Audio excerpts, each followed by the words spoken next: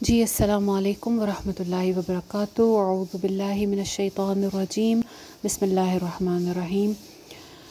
आज का जो हमारा लेसन है वो है मिलती जुलती आवाज़ों वाले हरूफ, और ये हम पहले भी पढ़ चुके हैं जब हम अल्फ़ाबेट्स पढ़ रहे थे कि मिलती जुलती आवाज़ों वाले जो हरूफ होते हैं वो इसलिए इम्पॉर्टेंट होते हैं कि उनकी तब्दीली से माना में तब्दीली आ जाती है। यानी अगर ता और तो हैं, ये दोनों मिलती जुलती आवाज़ों वाले हरूफ हैं। इसमें से ता जो है ये बारीक है, जबकि तो जो है ये मोटा हर्फ है। अगर हम तो को मोटा ना पढ़ें बल्कि ता पढ़ते हैं, जैसे मैं पहले भी बता चुकी हूँ इसकी एग्ज़ाम्पल तीन और तीन से, कि ता से जो तीन है वो अंजीर है, और तो से अगर हम तीन पढ़ते हैं, मोटा पढ़ते हैं, तो वो मिट्टी होती है। तो अगर हम इन हरूफ को आपस में तब्दील कर देंगे तो ज़ाहिर बात है कि उससे माना जो है वो बदल जाएगा। तो इसलिए इन हरूफ में एहतियात की ज़रूरत होती है, पढ़ते वक्त ज़्यादा ख़्याल रखना पड़ता है कि जो है वो मखारिज ठीक रहें। वैसे तो ऐसा सच इसमें कोई मुश्किल नहीं है। किसी भी लेटर को मोटा करने के लिए ज़ुबान को पीछे से और दरमियान से उठा लिया जाता है। दरमियान से जिन हरूफ में ज़ुबान उठती है वो सिर्फ चार हर्फ हैं जो आप पढ़ चुके हैं, सौद, ज़ौद और तो ज़ौ। ये चार ज़्यादा मोटे हैं, भरे हुए हैं, इसमें दरमियान सेंटर से भी उठ जाती है।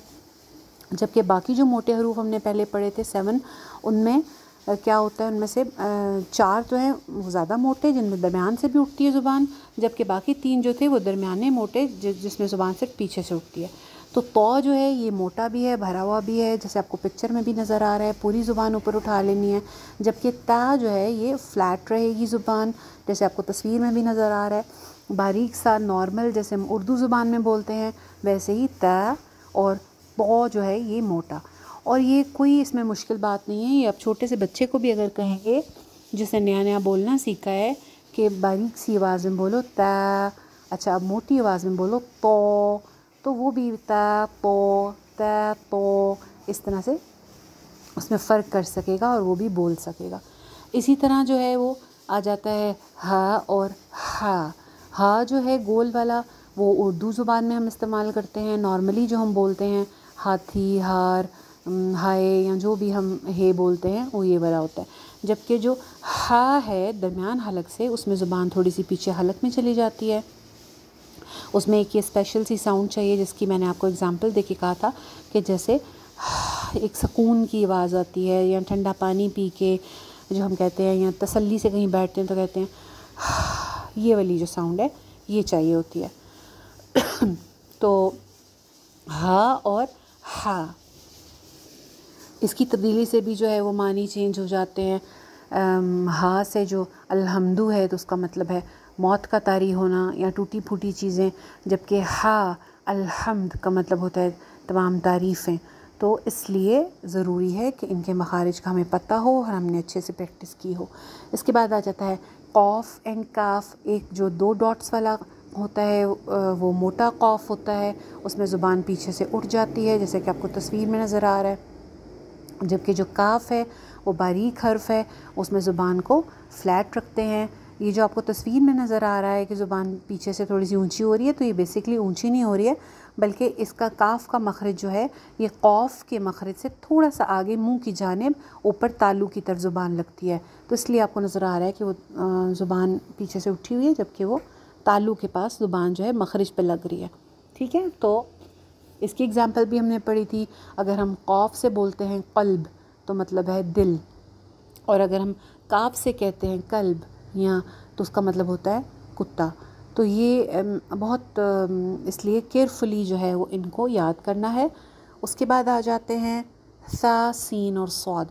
उर्दू ज़ुबान में तीनों की हम एक ही प्रोनंसिएशन करते हैं, समर, सुराही, सांप एक ही तरह बोलते हैं, लेकिन अरबिक में लेटर के बदलने से जैसा कि हमने पढ़ा कि मानी बदल जाते हैं, तो इसलिए इनको ख़याल से पढ़ना पड़ेगा। सा जो है वो सॉफ्ट लेटर है, बग़ैर सीटी के पढ़ा जाता है, ऊपर वाले 2 दांतों पे ज़ुबान लगा के, ऊपर वाले 2 दांतों के किनारे पे ज़ुबान लगा के सा।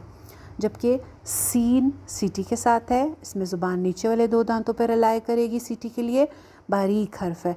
जबकि सौद मोटा हर्फ है, सीटी के साथ ही है लेकिन मोटा है। सीन और सौद का मखरज एक ही है, यानी नीचे वाले दांतों पर रिलाई करेंगे सीटी के लिए, लेकिन फ़र्क सिर्फ इतना है, सीन में ज़ुबान फ्लैट रहेगी, बारीक है, सौद में ज़ुबान ऊपर उठ जाएगी। और ये सौद जो है ये उन लेटर्स में से है, उन 4 में से जो कि भरे हुए भी हैं, तो ज़्यादा मोटा हो जाएगा, ज़ुबान दरमियान में से भी ऊपर उठेगी, सौद। तो सा, सीन, सौद। उसके बाद हमज़ा और आइन की आवाज़, ये भी आप पढ़ चुके हैं, अ और आ। ये हल्की सी ज़ुबान पीछे जाती है, उससे इसकी प्रोनाउंसिएशन जो है वो सही निकलती है। इसकी प्रैक्टिस आपको मखारिज में बताई जा चुकी है। उसके बाद ज़ाल और ज़ो, इसमें भी सिर्फ यही डिफरेंस है कि ज़ाल बारीक हर्फ है, ज़ुबान फ्लैट रहेगी, जबकि ज़ो जो है ये मोटा भी है और भरा हुआ भी है, ज़ुबान पूरी की पूरी ऊपर उठकर फिर मखरज पे लगेगी। ज़ाल ज़ो, ज़ाल ज़ो। अगर दोनों को अलिफ के साथ पढ़ें तो ज़ा और वो, ज़ा वो। उसके बाद आ जाता है ज़ा सीटी के साथ और वोद।